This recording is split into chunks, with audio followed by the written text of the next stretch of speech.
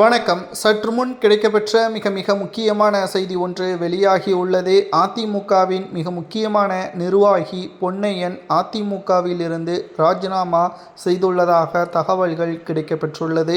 இதற்கு மிக முக்கியமான காரணம் எடப்பாடி பழனிசாமி மட்டும்தான். அதிமுகவில் ஓபிஎஸ் அவர்கள் இருக்கும் வரைக்கும் மிகவும் வெற்றி வாய்ப்பை அதிகப்படுத்தியது.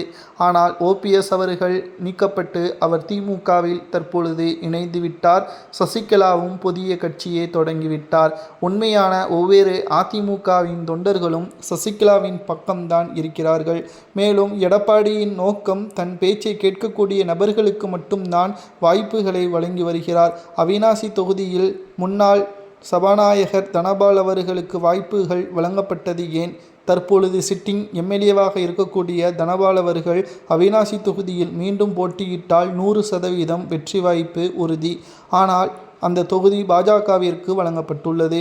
அந்த தொகுதியில் மத்திய இணையமைச்சர் எல் முருகன் அவர்கள் போட்டியிடுகிறார். எடப்பாடியின் சூழ்ச்சியின் காரணமாக அதிமுக வெற்றியடையக்கூடிய தொகுதிகளை கூட இழக்க நேரிடும் என்பதுதான் தற்பொழுது வெளியான முக்கிய தகவல்.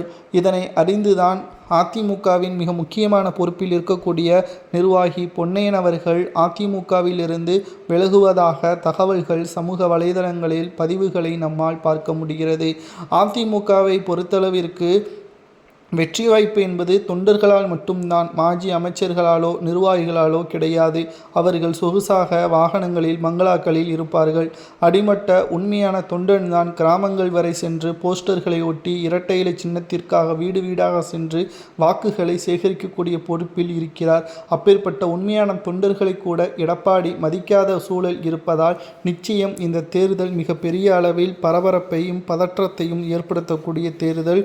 தற்பொழுது பொன்னையன் அவர்கள் சசிகலாவின் கட்சியிலேயே இணைய உள்ளதாக தகவல்களும் கிடைக்கப்பெற்றுள்ளது.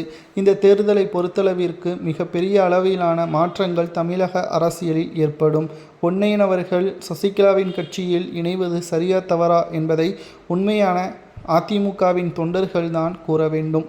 அது மட்டுமல்ல, இந்த தேர்தலை பொறுத்தளவிற்கு சசிகலா அவர்கள் நினைத்தது நடந்து கொண்டுதான் இருக்கிறது. அவர் கூறினார், 2026 சட்டசபை தேர்தலோடு எடப்பாடி பழனிசாமியின் நிலைமை தலைகீழாக மாறும் என்று. அவர் கூறியபடியே மதுரை ஒட்டுமொத்தமாக தென் மாவட்டங்களில் வேட்பாளர்களை 84 நபர்களை களத்தில் இறக்கி துணிச்சலாக பிரச்சாரங்களையும் மேற்கொண்டு வருகிறார். தென் மாவட்டங்களில் எம்எல்ஏக்கள் அதிகமாக இருந்தால் மட்டும்தான் ஆட்சி அதிகாரத்தை கைப்பற்ற முடியும். இது எடப்பாடிக்கு வராது.